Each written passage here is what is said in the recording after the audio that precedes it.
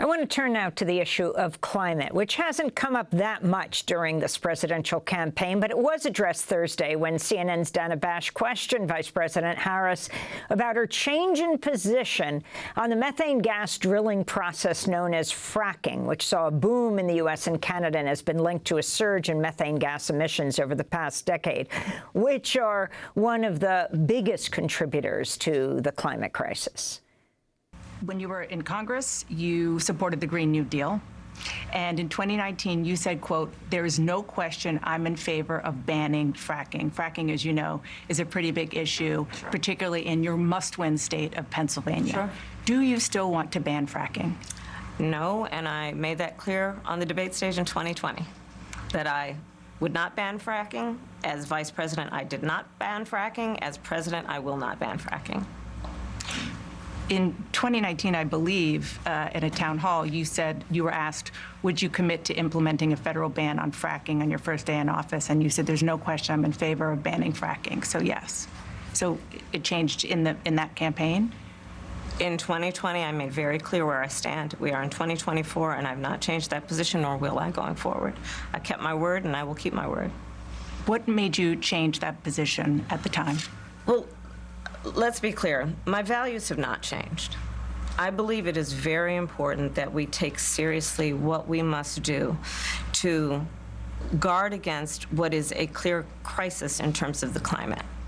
And to do that, we can do what we have accomplished thus far. The Inflation Reduction Act, what we have done to invest, by my calculation, over probably $1 trillion over the next 10 years, investing in a clean energy economy. What we've already done, creating over 300,000 new clean energy jobs.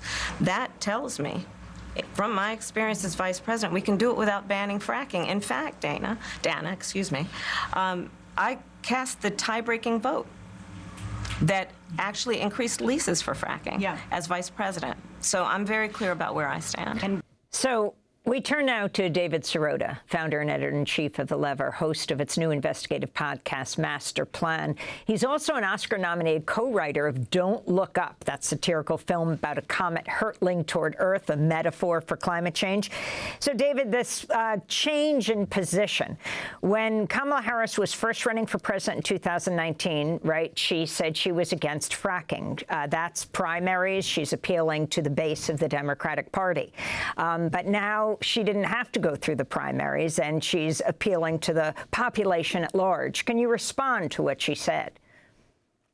Well, I think what was most problematic about what she said was that she said that the Inflation Reduction Act means that they can hit the carbon emissions targets that they want to hit, when in fact this year there was a report out quite recently saying that the Inflation Reduction Act has certainly reduced carbon emissions in the United States, but not nearly on track to what the Biden-Harris administration has projected and has pledged to hit by 2030.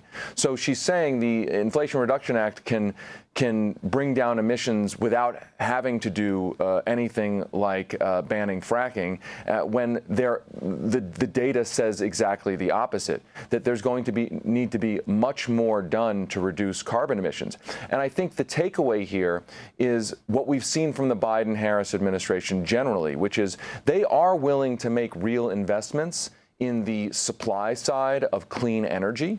They are willing to make real investments in the green energy economy, but they have shied away from policy that would reduce the supply of oil and gas. I mean, they have expanded leases, they have expanded fracking, they have expanded drilling on public lands beyond where even President Trump expanded it, and oil production has expanded to record levels in the United States.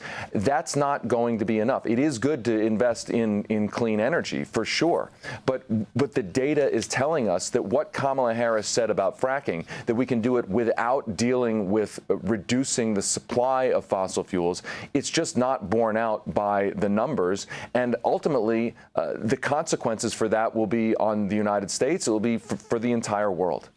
David Sirota, I want to ask you to stay with us for our next segment, founder and editor-in-chief of The Lever, to talk about your podcast master plan. And we also want to thank the other members of the roundtable, Youssef Munayir with the Arab Center, sociologist Nikhil Goyal, who is the author of Live to See the Day, Coming of Age in American Poverty, and longtime immigrant activist Erica Andiolo.